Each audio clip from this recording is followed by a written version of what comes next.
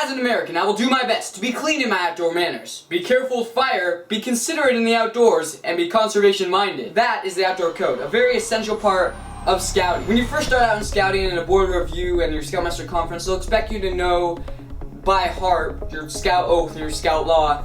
But as you climb up higher in the ranks, they also want you to know this thing called the outdoor code. I mean, if you followed the scout oath and law to a T, but didn't know the different things about ecology and like preserving the natural resources and such, or simply to just be careful with fire, you would probably make a lot of unscout-like decisions. That's why we also say leave no trace, the hiker's motto. In fact, it even says in your scout book, take nothing but photographs, leave nothing but footprints. But there actually is another thing that you should be taking from wherever you're camping. And whether you put it there or whether it was there before you, it's called trash. Yes, trash.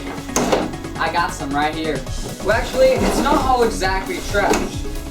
This is recyclable. Now, I'm not sure if you're fully aware of what recycling is. Lots of people talk about recycling and how important it is for the earth. But basically, it's taking the resources in like some cardboard or even certain types of plastic or cans and such and reusing it to make more cans and more paper and more cardboard. It saves a lot of trees and that's nice, but that is not the big deal. In fact, people have looked at the US and there are a ton more trees than there were when we first came here. And by we, I mean the settlers coming to America. The thing is that the diversity of the trees is going away. And that's because people, after taking and cutting down trees to make stuff like this, these beautiful, unique trees, they replant trees. But they're not diverse. They're just cookie-cutter trees meant for cutting down and turning into cardboard. So a lot of animals are dying because of the lack of diversity. And recycling paper, not just paper, cans, what's not, it really helps a lot. So as you can see, I got this bag of stuff, and not all of it is recyclable. I got this big thing of plastic here that I'm pretty sure isn't.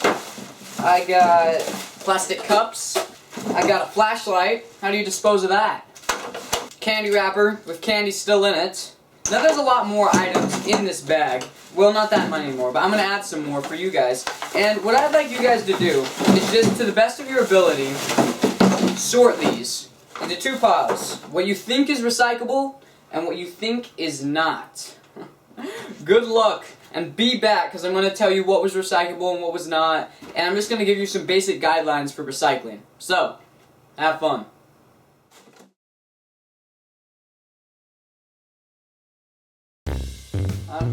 Are you done with the activity? I don't actually expect you to answer because this is just a video, but here, let me show you guys what was recyclable and what's not. First off, anything at all with food in it is not acceptable, not recyclable. If you want to recycle something that had food in it or something like that, you gotta make sure it is clean. Paper, of course it's recyclable. That's like the poster boy of recycling. I really hope you didn't get that one wrong. Now, plastic. That's a complicated one. You see, this plastic doesn't have it because it's part of packaging. But most plastics, if you have like Tupperware or just basically any main part of a container that you buy, it should have the little recycle symbol on it. And then it should have a number inside the recycle symbol. If it doesn't have the number, you're probably safe with just throwing it out.